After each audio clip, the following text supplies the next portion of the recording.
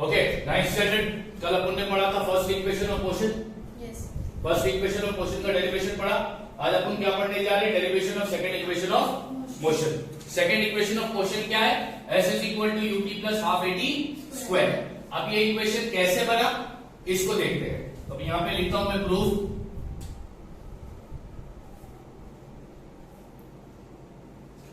Second equation of motion derive किया गया है तीन चीज को इस्तेमाल करें। सबसे पहला हम इस्तेमाल करेंगे एवरेज वेलोसिटी का फॉर्मूला।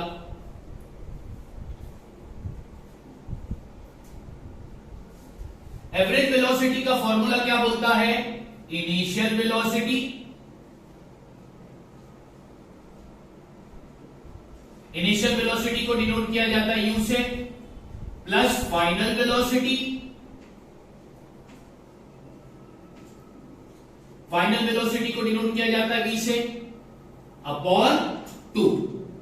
इसको देता हूं मैं equation number 1। Second equation of motion बनाने के लिए क्या इस्तेमाल किया मैंने? एवरेज वेलोसिटी का फॉर्मूला, पहली चीज। दूसरा मैं इस्तेमाल करूंगा डिस्टेंस का फॉर्मूला।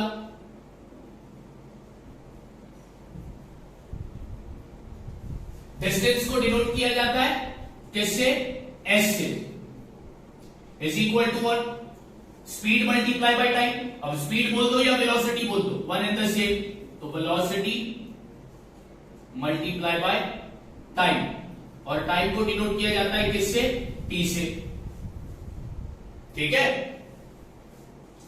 अब यहां पर मैं लिखता हूं सब्स्टिट्यूटिंग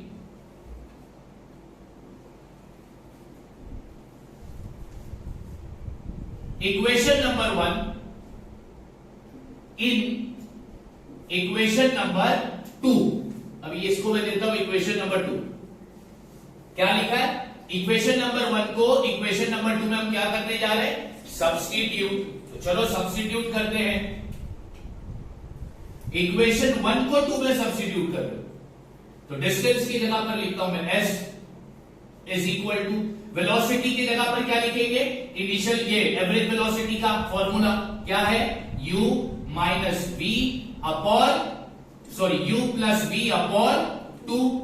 उसके बाद क्या है? मल्टीप्लाई की साइन, टाइम की जगह पर लिख दिया मैंने t। ध्यान से देखो, पहले हमने इस्तेमाल किया एवरेज वेलोसिटी का फॉर्मूला, फिर हमने इस्तेमाल किया डिस्टेंस का फॉर्मूला। अब डिस्टेंस के फॉर्मूले में इक्वेशन 1 को हमने फिर सब्स्टिट्यूट कर दिया। वेलोसिटी की जगह पर जो वेलोसिटी अपने को मिली थी u प्लस v अपॉन 2, वो हमने लिख दिया। अब क्या करेंगे? By using first equation of motion,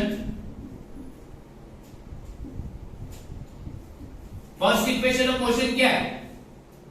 that is v is equal to u plus at in equation number 3। अब तुम बोलोगे इक्वेशन नंबर 3 क्या है? तो इसको मैं देता हूं equation number 3। First equation of motion को हम यूज करने जा रहे हैं। कौन से इक्वेशन में? इक्वेशन नंबर 3 में। यानी कि इक्वेशन नंबर 3 में जहां पर v होगा, v की जगह पर अपन क्या लिखेंगे? u plus at। तो चलो वो करते हैं। Therefore s is equal to, u का u आएगा, प्लस का प्लस आएगा, v की जगह पर क्या लिखने जा रहा हूं मैं? u plus at। ठीक है, लिख दिया मैंने। उसके बाद अपॉन में क्या है? 2 मल्टीप्लाई बाय t। ठीक है ना? यस और नो?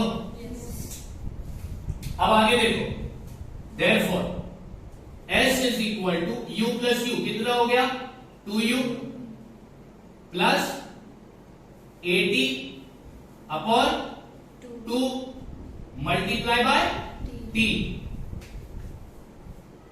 क्लियर है? अब आगे ध्यान से देखो। Therefore s is equal to, अब ये t को क्या करना है? मल्टीप्लाई, ब्रैकेट से मल्टीप्लाई करना है। ब्रैकेट के अंदर कितने टर्म है? 2 टर्म है। यानी t मल्टीप्लाई होगा 2u से, 2u मल्टीप्लाई बाय t, फिर साइन i प्लस t, और at भी मल्टीप्लाई होगा t से अपॉन 2। समझ में आ गई बात? हाँ, अब आगे देखो, therefore s is equal to 2u into t, ये बन गया 2ut प्लस 80 into t, ये बन गया 80 स्क्वायर, क्योंकि t into t क्या होगा, t स्क्वायर अपॉन 2। लिख दिया? अब आगे ध्यान से देखो,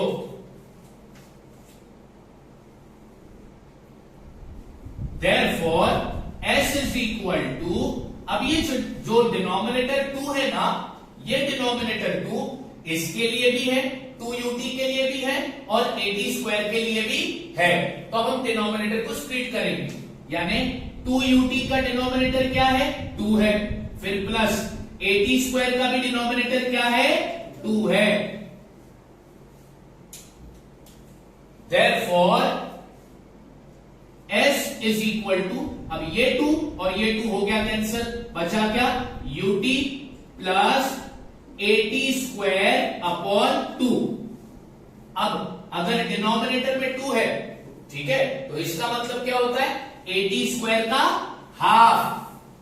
डिनोमिनेटर में क्या है, 2 है ना, तो ये क्या है, इसका मतलब क्या हुआ, 80 स्क्वायर का हाफ। तो अब इसको लिख दो systematically, therefore s is equal to ut plus half 80 square. बन गया तुम्हारा सेकेंड इक्वेशन ऑफ मोशन। तो second equation of motion derive करने के लिए, बनाने के लिए, पहले हमने एवरेज वेलोसिटी का फॉर्मूला इस्तेमाल किया, फिर डिस्टेंस का फॉर्मूला इस्तेमाल किया, डिस्टेंस के फॉर्मूले में एवरेज वेलोसिटी को डाल दिया, तो इक्वेशन नंबर 3 मिला। इक्वेशन नंबर 3 में फर्स्ट इक्वेशन ऑफ मोशन को इस्तेमाल किया, फिर हमने जब सॉल्व किया तो हमको सेकेंड इक्वेशन ऑफ मोशन मिला। अब ये सेकेंड इक्वेशन ऑफ मोशन किन दो चीज के बीच का रिलेशन बताएगा, वो यहां पर लिखा देता हूं, describe the relation between s stand for distance and time। Distance और टाइम के बीच में रिलेशन बनाने वाला इक्वेशन ऑफ मोशन कौन सा है, s is equal to ut plus half 80 square. Distance और टाइम के बीच में रिलेशन बताने वाला कौन सा इक्वेशन ऑफ मोशन है, सेकेंड इक्वेशन ऑफ मोशन है। और वो सेकेंड इक्वेशन ऑफ मोशन क्या है, s is equal to ut plus half 80 square. तो इस तरह हमको मिला सेकेंड इक्वेशन ऑफ मोशन। अब दो डेरिवेशन हो गए, फर्स्ट इक्वेशन ऑफ मोशन का भी डेरिवेशन हो गया, सेकेंड इक्वेशन ऑफ मोशन का भी डेरिवेशन हो गया। अब बचा कौन सा इक्वेशन, थर्ड इक्वेशन। अब पढ़ेंगे थर्ड इक्वेशन का डेरिवेशन, ठीक है ना।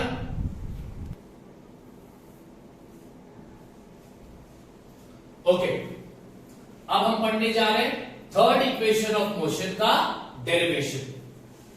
थर्ड इक्वेशन ऑफ मोशन क्या है, v square is equal to u square plus 2as। ये है हमारा थर्ड इक्वेशन ऑफ मोशन। और ये थर्ड इक्वेशन ऑफ मोशन किस तरह बना, अब वो पढ़ेंगे। तब यहां पे लिखता हूं proof.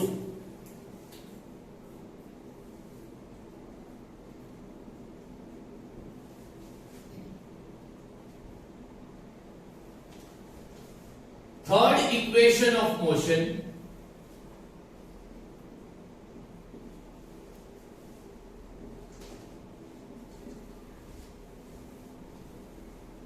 can be obtained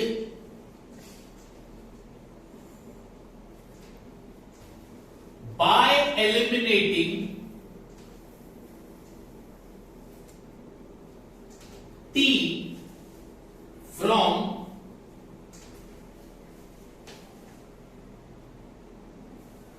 first two equation of motion.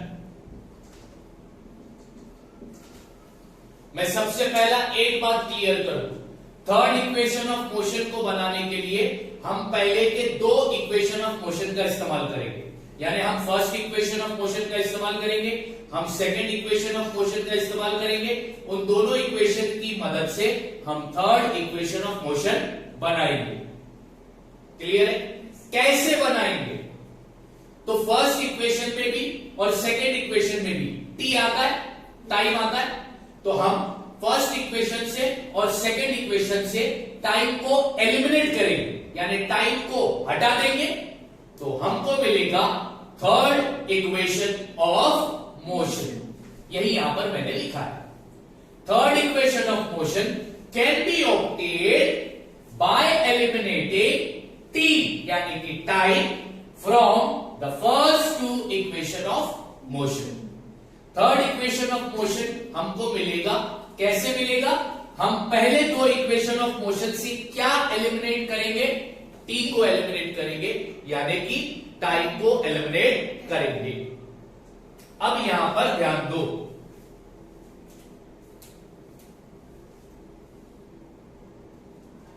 First equation of motion क्या बोलता है?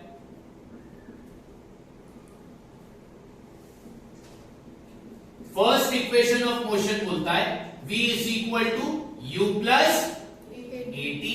इतना तो मानते हो? यह है तुम्हारा फर्स्ट इक्वेशन ऑफ मोशन। अब ध्यान देना, मैं v को एज इट इज रख रहा हूं, ये u प्लस में है, इधर आ जाएगा तो क्या हो जाएगा? माइनस। तो इक्वल के इस पर बचेगा एटी। अब a और t के बीच में कौन सी साइन है? मल्टीप्लाई। तो मल्टीप्लाई से यहां पर आएगा तो होगा डिवाइड, यानी v minus u upon a equal के इस पर क्या बचा? t। बचा कि नहीं बचा? yes. इसको देता हूं मैं इक्वेशन नंबर 1। इतना क्लियर हो गया? yes. अब आगे ध्यान से देखो, substituting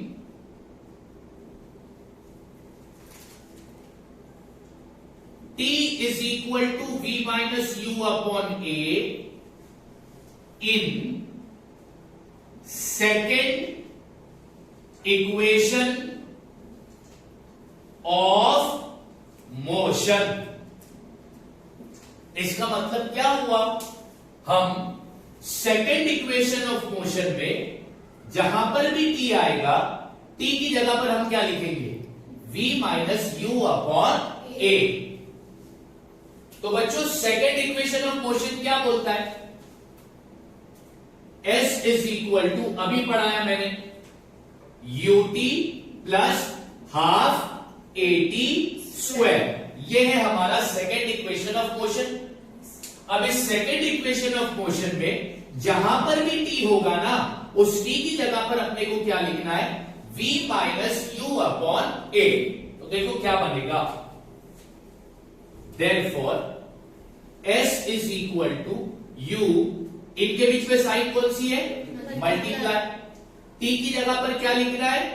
V minus u upon A। लिख दिया ना? yes. उसके बाद आएगी साइन प्लस की, फिर 1 अपॉन 2, फिर A, इनके बीच में साइन मल्टीप्लाई की। T की जगह पर हमको क्या लिखना है? V minus u upon a bracket the whole square. अब ये स्क्वायर क्यों लगाया? क्योंकि t के ऊपर क्या था? स्क्वायर। इतना समझ में आ गया? yes. पक्का? yes. ठीक है, बढ़िया। अब इसको सॉल्व करो। Therefore s is equal to, अब u को मल्टीप्लाई करेंगे अपन v से भी और u से भी, तो v इंटू यू, ये हो जाएगा uv, है ना? yes. फिर आएगा माइनस u इंटू यू, क्या हो जाएगा? अपॉन में क्या आया? a। पक्की बात? yes. हाँ, ठीक। Plus 1 upon 2 a into v minus u upon a bracket the whole square. हाँ, दूसरे को मैंने कुछ टच नहीं किया, अभी तक मैंने टच नहीं किया है। अब एक बात मैं तुमको बता रहा हूं, ध्यान से देखना। ये जो स्क्वायर है ना, ये स्क्वायर v माइनस यू के लिए भी है और ये स्क्वायर a के लिए भी है। समझ में आ रही बात मैं क्या बोल रहा हूं?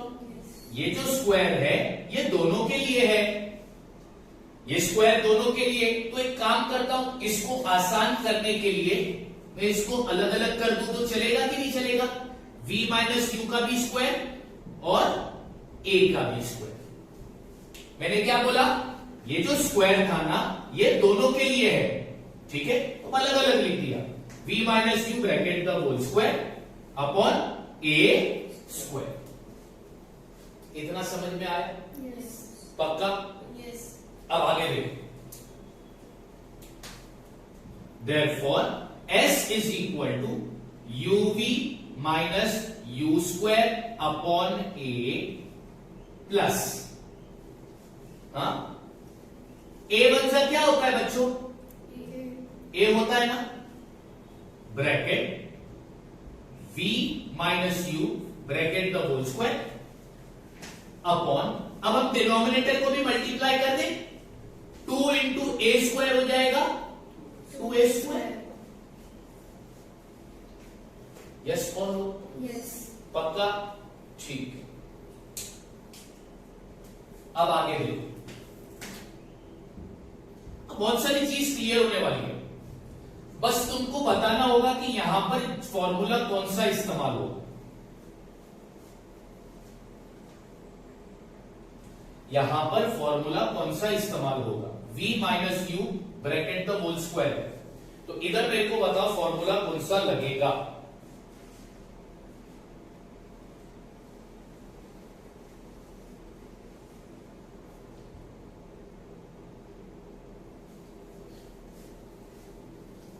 v माइनस यू स्क्वायर के लिए हम फॉर्मूला इस्तेमाल करेंगे a minus b bracket the whole square वाला। फॉर्मूला क्या बोलता है? a square minus 2ab plus b square.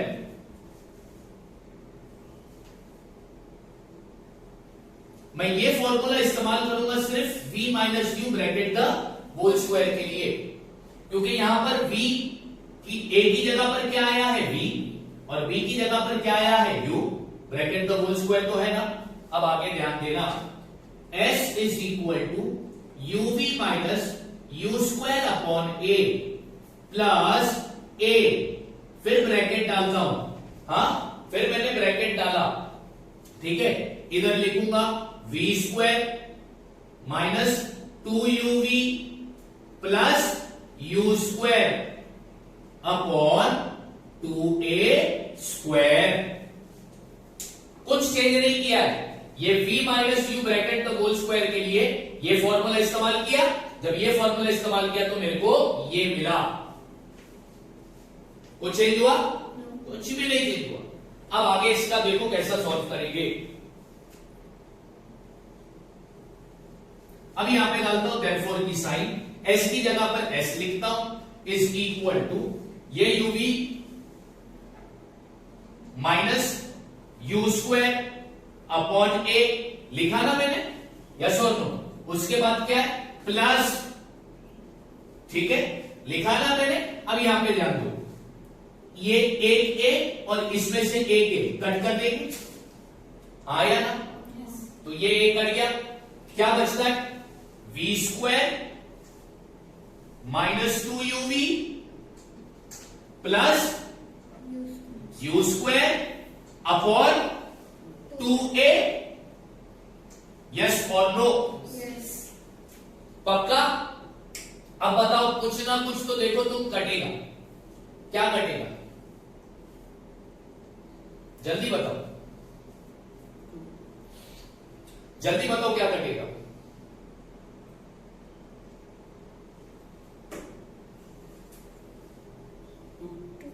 नहीं, तो नहीं कटेगा। अब यहां पर ध्यान दो, इधर डिनोमिनेटर में क्या है? अब अब ये दो फ्रैक्शन है ना, दो फ्रैक्शन के बीच में कौन सी साइन है, ध्यान देना, इधर डिनोमिनेटर में a है और इधर डिनोमिनेटर में क्या है, 2a है ना। इसके पास जो डिनोमिनेटर है उसके पास क्या है, और इसके पास जो डिनोमिनेटर है उसके पास क्या है, तो इसको भी 2a अगर बनाना है तो इसको मैं किससे मल्टीप्लाई करूंगा, 2 से। जब इसको मैं 2 से मल्टीप्लाई करूंगा तो न्यूमरेटर को भी मैं किससे मल्टीप्लाई करूंगा, 2 से। समझ में आ रही है बात, आया ना। अब अपन क्या करने जा रहे हैं, दोनों का डिनोमिनेटर सेम करने जा रहे हैं। इसका डिनोमिनेटर हमको 2a करना है, क्या करना है, 2a। तो कैसे होगा, तो अब यहां पे लिखता हूं, therefore s is equal to 2a करने के लिए इसको किससे मल्टीप्लाई करूंगा, 2 से। तो ऊपर भी किससे मल्टीप्लाई करूंगा, 2 से। तो 2 multiply bye uv minus u square upon 2 multiply bye a, फिर डाला प्लस की साइन, ये एज इट इज लिखता हूं, p square minus 2uv plus you square upon 2a। अब आगे देखो ध्यान से, therefore s is equal to 2 को uv से मल्टीप्लाई करोगे तो ये बन जाएगा 2uv माइनस 2u स्क्वायर को मल्टीप्लाई करोगे तो ये हो जाएगा 2u square upon 2 into a 2a plus v square minus 2uv plus u square upon 2a। Clear. अब दोनों फ्रैक्शन का डिनोमिनेटर सेम आ गया, सेम आ गया, तो अब उसको कॉमन लिखेंगे, यानी इसको ऐसा लिखेंगे, therefore s is equal to 2uv minus 2u square plus v square minus 2uv plus u square, ऊपर एज इट इज लिख दिया। अब डिनोमिनेटर को कॉमन लिख देंगे अपॉन 2a।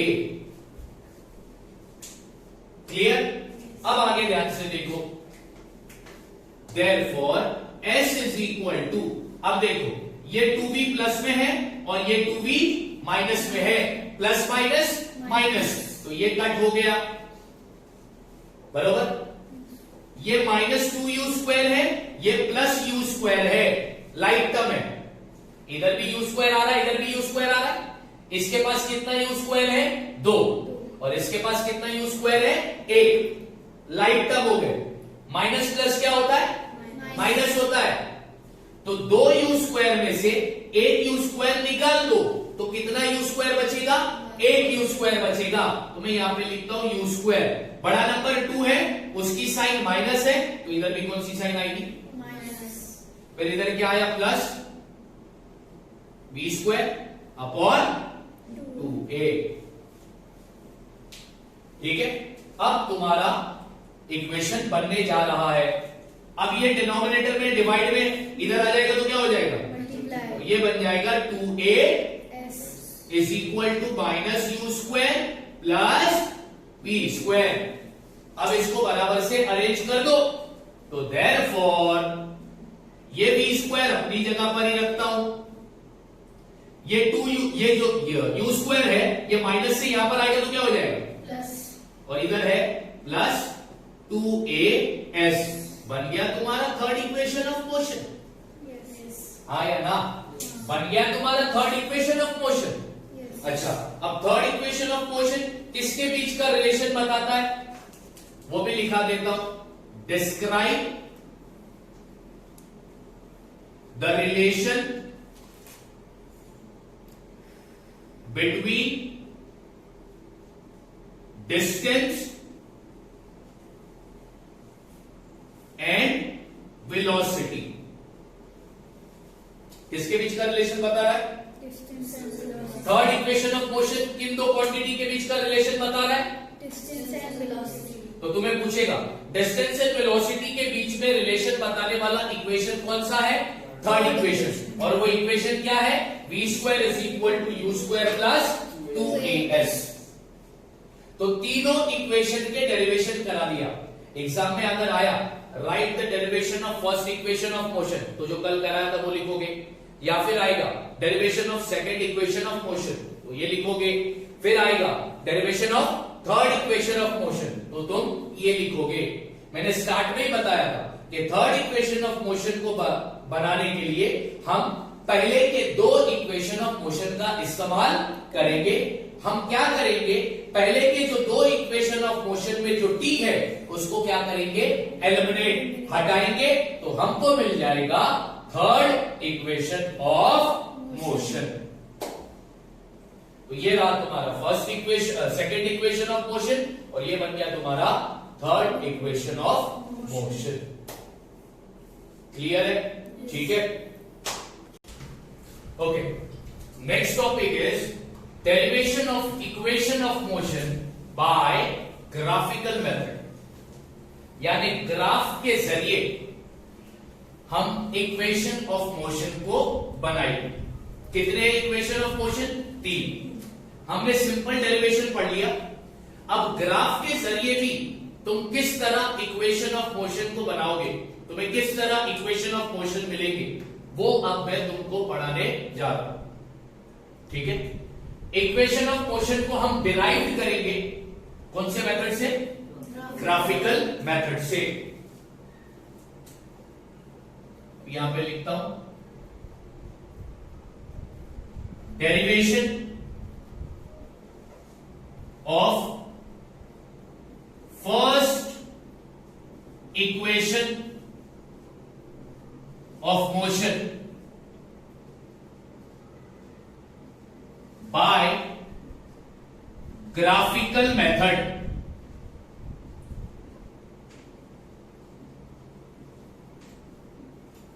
ग्राफिकल मेथड के जरिए हम फर्स्ट इक्वेशन ऑफ मोशन को बनाएंगे। ठीक है, फर्स्ट इक्वेशन ऑफ मोशन क्या है? Is equal to u plus at. Let us consider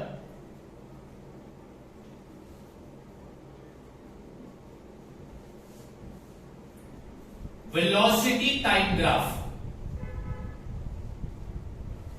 हम कौन सा ग्राफ बनाएंगे? Velocity time graph. तो मैं वेलोसिटी टाइम ग्राफ बनाता हूं।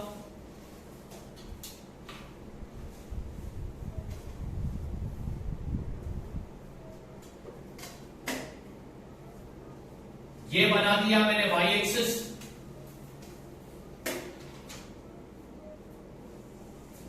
ये बना दिया मैंने x एक्सिस, ये है y एक्सिस, ये है x एक्सिस। दोनों जिस पॉइंट पर मिलते हैं उसको बोलते हैं पॉइंट ऑफ ओरिजिन, जिसको डिनोट किया जाता है लेटर O से। वेलोसिटी टाइम ग्राफ तुमको पढ़ाया था, उसमें x एक्सिस पे अपन क्या लेते हैं? टाइम, डिनोट करते हैं t से, और y एक्सिस पे अपन क्या लेते हैं? Velocity.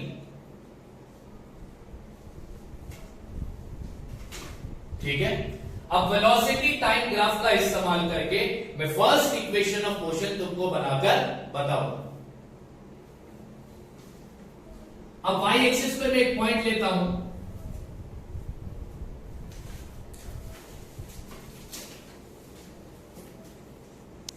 Point D.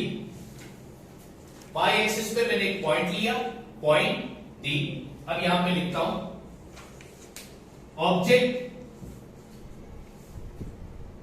Start from point D. मान लेते हैं ऑब्जेक्ट मोशन में आया, कौन से पॉइंट से?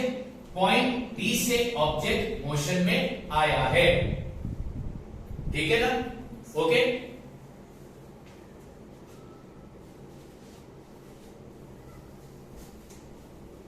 वेलोसिटी टाइम ग्राफ से अपन क्या कैलकुलेट करते हैं? हमारे पास वेलोसिटी यानी कि स्पीड है, हमारे पास टाइम है, क्या नहीं है अपने पास? डिस्टेंस। तो वेलोसिटी टाइम ग्राफ से अपने को क्या पता चलेगा? डिस्टेंस। ठीक, ऑब्जेक्ट ने मूवमेंट स्टार्ट किया कौन से पॉइंट से? पॉइंट डी से।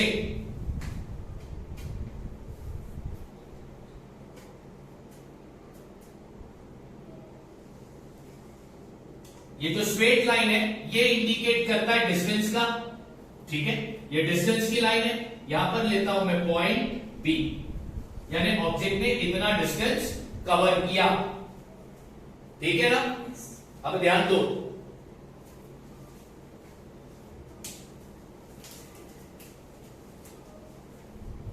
ऑब्जेक्ट ने मोशन स्टार्ट किया पॉइंट डी से, यानी इस पॉइंट से पहले ऑब्जेक्ट रेस्ट पे था, तो उसकी इनिशियल वेलोसिटी कितनी होगी? 0. अब यहां पे लिखता हूं इनिशियल वेलोसिटी। इनिशियल वेलोसिटी को डिनोट करते हैं यू से, और यहां पर इनिशियल वेलोसिटी क्या है? ओडी। ठीक है? ओके। अब उसके बाद में लिखता हूं फाइनल वेलोसिटी। फाइनल वेलोसिटी को किस लेटर से हम डिनोट करते हैं? वी से। तो अब यहां पर मैं फाइनल वेलोसिटी क्या लूंगा? फाइनल वेलोसिटी लेंगे। अच्छा, यहां पर एक पॉइंट में लेता हूं, यहां पर एक पॉइंट कंसीडर करते हैं सी। तो फाइनल वेलोसिटी क्या होगा? ओ से सी, तो ये फाइनल वेलोसिटी बनेगा ओ सी। ठीक है? फाइनल वेलोसिटी भी हम कहां से मेजर करेंगे? ओ से। इनिशियल वेलोसिटी भी कहां से मेजर करेंगे? ओ से। ओडी हमारा इनिशियल वेलोसिटी है, ओ सी हमारा फाइनल वेलोसिटी है। क्लियर? ऑब्जेक्ट ने कौन से पॉइंट से मोशन स्टार्ट किया? पॉइंट डी से। क्लियर? ठीक है? ओके। जब मैंने इसका तुमको डेरिवेशन पढ़ाया था, अच्छा यहां पर एक और चीज ले लेता हूं जो मैंने नहीं लिया। टाइम को कौन से एक्सिस पे लिया है अपन ने? एक्स एक्सिस पे टाइम को लिया है ना? Yes. तो इधर एक पॉइंट लेता हूं E, और यहां पे लिखता हूं टाइम। टाइम को डिनोट करते हैं T से, और टाइम कितना है? O2E, तो टाइम बन गया OE। अब जब मैंने तुमको फर्स्ट इक्वेशन ऑफ मोशन का डेरिवेशन पढ़ाया था, तो फर्स्ट इक्वेशन ऑफ मोशन अपने को कौन से फॉर्मूले से मिला था? एक्सीलरेशन के फॉर्मूले से मिला था? यस और नो? एक्सीलरेशन का फॉर्मूला इस्तेमाल किया, तब जाकर हमने बनाया था फर्स्ट इक्वेशन ऑफ मोशन। तो यहां पर भी मैं कौन सा फॉर्मूला इस्तेमाल करूंगा? एक्सीलरेशन का। तो यहां पर लिखता हूं we know that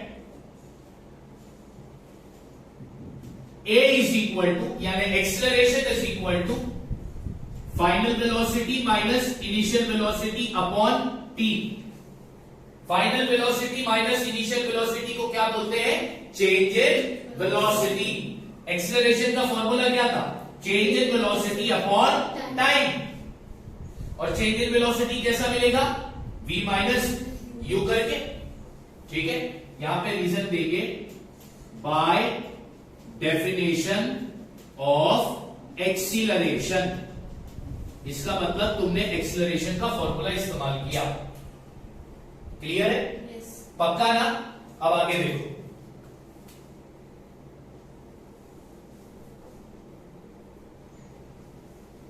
therefore A is equal to V। V क्या लिया है अपन ने? OC। यस और नो? Yes. माइनस U क्या लिया है अपन ने? OD. अपॉन टी में एज इट इज लेता हूं, उसको मैं चेंज नहीं करूंगा। ठीक है?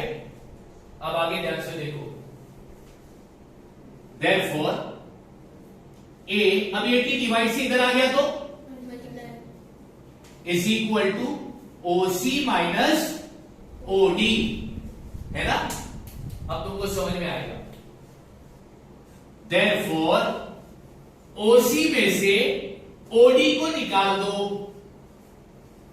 अब पहले मेरे को ये बताओ, पॉइंट C, पॉइंट D और पॉइंट O एक ही लाइन पर है, Yes. तो ये कौन सा पॉइंट हुआ? Collinear point. तो अगर OC में से OD को निकाल दिया तो बचा क्या? CD। आया ना? Yes. तो OC में से OD को निकाला तो बचा क्या?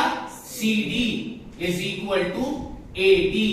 इसको देता हूं मैं इक्वेशन नंबर 1 और यहां पे लिखता हूं कि पॉइंट सी, पॉइंट डी और पॉइंट ओ ये कौन से पॉइंट है?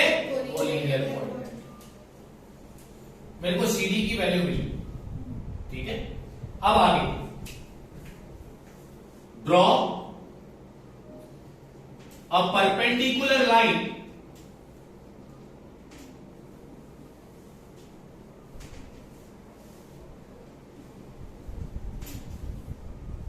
from point B to x-axis and y-axis, intersect at point C and E। क्या करने जा रहा हूं मैं पॉइंट B से परपेंडिकुलर लाइन बनाने जा रहा हूं, एक्स एक्सिस पर भी और वाई एक्सिस पर भी, और वो परपेंडिकुलर लाइन इंटरसेक्ट करेगी कौन से पॉइंट पर? पॉइंट सी और पॉइंट ई पर। तो देखो मैं लाइन बनाने जा रहा हूं, पॉइंट बी से मैंने परपेंडिकुलर लाइन बनाई एक्स एक्सिस पर, तो उसने इंटरसेक्ट किया कौन से पॉइंट पर? पॉइंट ई पर, ओके। फिर पॉइंट बी से मैं परपेंडिकुलर लाइन बनाऊंगा वाई एक्सिस पर, वो कौन से पॉइंट पे मिलेगी? पॉइंट सी पर। ये उसका मतलब है, ओके, पक्का ना? ठीक है। अब आगे भी ध्यान से देखना, ड्रॉ पैरेलल लाइन या फिर ऐसा लिखते, draw a line from point D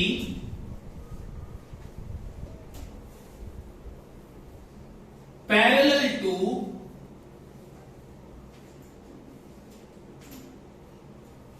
be at point A. क्या बोल रहा हूं मैं यहां पर? Draw a line from point D से अपन एक लाइन बनाएंगे। अच्छा, पैरेलल टू, यहां पर लिखता हूं मैं एक्स एक्सिस आएगा, x axis parallel to x axis, intersect BE at point A. अब पूरा डिटेल में तुमको समझ में आएगा क्या बोल रहा हूं मैं। Draw a line from point D से हम एक पैरेलल लाइन बनाएंगे, वो लाइन पैरेलल होगी कौन से एक्सिस पर, और वो लाइन इंटरसेक्ट करेगी किसको? कौन से पॉइंट पर? अब देखो मैं लाइन बना रहा हूं, पॉइंट डी से मैंने एक्स एक्सिस पे पैरेलल लाइन बनाया, ठीक है, जो बीई को इंटरसेक्ट कर रही है कौन से पॉइंट पर? पॉइंट ए पर। इतना समझ में आ गया? पक्का? ओके। एक बार फिर से जरा स्टार्ट करते कि क्या क्या अब तक मैंने तुमको बता दिया। यहां पर इंटरसेक्ट की स्पेलिंग सही कर दूं। ग्राफिकल मेथड के जरिए हम फर्स्ट इक्वेशन ऑफ मोशन का डेरिवेशन पढ़ रहे हैं, तो उसके लिए हमने जो ग्राफ बनाना है वो कौन सा ग्राफ बनाना है? Velocity time graph. Velocity time graph हमको क्या कैलकुलेट करके देता है? डिस्टेंस।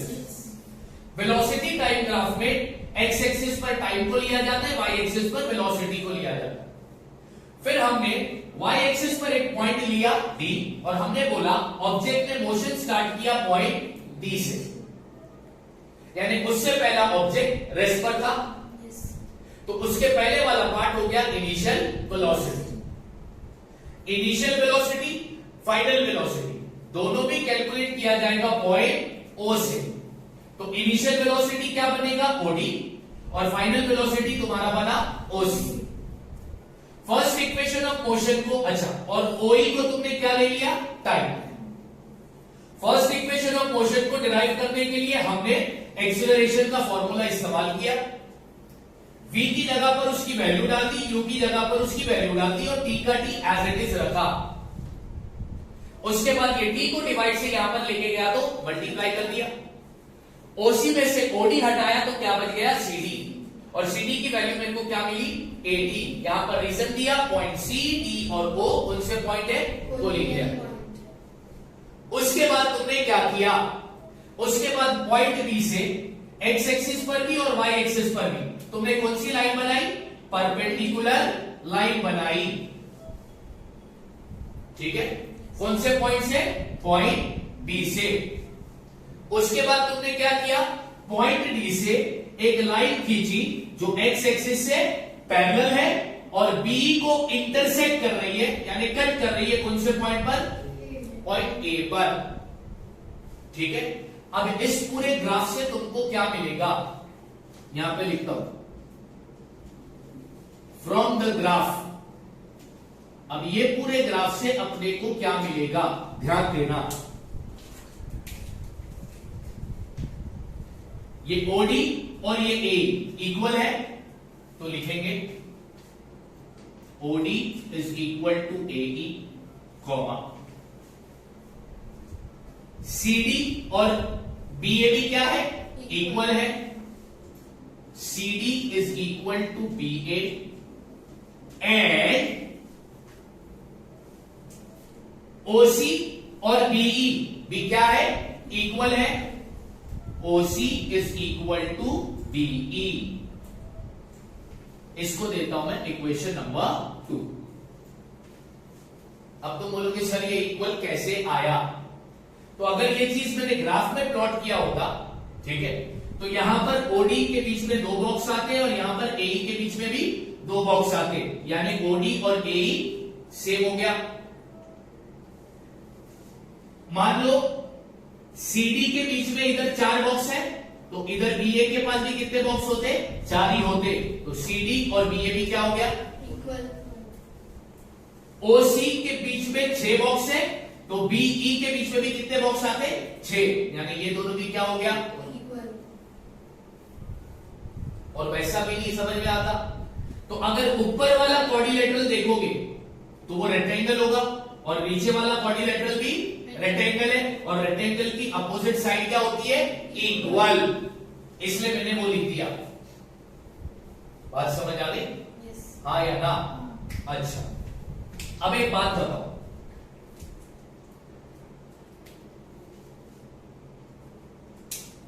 बीई तुमको कैसा मिलेगा, बीई तुमको कैसा मिलेगा, बीए प्लस एई, हाँ या ना? यस। रीजन क्या है, पॉइंट बी, पॉइंट ए और पॉइंट ई कौन से पॉइंट है, कोलिनियर, तो यहां पे लिखेंगे रीजन बी डैश ए डैश ई। ओके, अब कुछ नहीं करना है, चुपचाप से वैल्यू पुट करनी है। हमारे पास क्या है, हमारे पास ओडी यू लिया है, ओसी को हमने क्या लिया है, वी लिया है, और सीडी को हमने क्या लिया है 80, और ओई को हमने क्या लिया है, टी लिया है। ठीक है ना? ओके, अब ध्यान दो मैं क्या बताने जा रहा हूं। बीई किसके इक्वल है, बी इज इक्वल टू, है कि नहीं, यस। हाँ या ना? यस। ओसी को तुमने क्या लिया है, वी। तो बी की जगह पर क्या डालेंगे, वी। वी इक्वल, बीए किसके इक्वल है, सीडी। किसके इक्वल है, सीडी। किसके इक्वल है, सीडी। सीडी की वैल्यू तुमको क्या मिली 80, तो बीए की वैल्यू भी क्या हो गई, 80। इसकी जगह पर लिखा मैंने 80 प्लस एई किसके इक्वल है, ओडी। ओडी, ओडी की वैल्यू तुमको क्या मिली, यू। तो ए की वैल्यू भी क्या होगी, यू, तो ए की जगह पर मैं क्या लिखता हूं, यू। हाँ, अब यहां पे रीजन क्या देंगे, from 1 and 2, equation number 1 and 2। अब इसको अरेंज कर दो, इसको अरेंज कर दो, तो therefore v is equal to u plus 80, बन गया तुम्हारा first equation of motion. Yes. तो ग्राफिकल मेथड से हमने फर्स्ट इक्वेशन ऑफ मोशन को डिराइव किया, हाँ, ग्राफिकल मेथड से हमने फर्स्ट इक्वेशन ऑफ मोशन को डिराइव किया। ग्राफिकल मेथड से फर्स्ट इक्वेशन ऑफ मोशन को बनाने के लिए हमने कौन सा ग्राफ बनाया? वेलोसिटी टाइम ग्राफ बनाया। और वेलोसिटी टाइम ग्राफ बनाने के बाद हमने फर्स्ट इक्वेशन ऑफ मोशन को डिराइव कर दिया। इस तरह ग्राफिकल मेथड से तुम्हें फर्स्ट इक्वेशन ऑफ मोशन मिलेगा। तो आज का वीडियो मैं यहीं पर एंड करता हूं।